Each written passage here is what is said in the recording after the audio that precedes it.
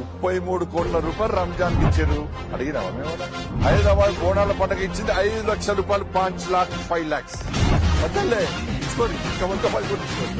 ఇందులో ఏ పాపం చేసిన వాళ్ళ తెలంగాణలో రంజాన్ పండుగ మాదిరి గణేష్ ఉత్సవాలు జరుపుకుంటారు కదా, భవానీ ఉత్సవాలు జరుపుకుంటారు కదా, హనుమాన్ జయంతి ఉత్సవాలు జరుపుకుంటారు కదా, బోనాల పండుగ జరుపుకుంటారు కదా, అనేక పండుగలు జరుపుకుంటారు కదా.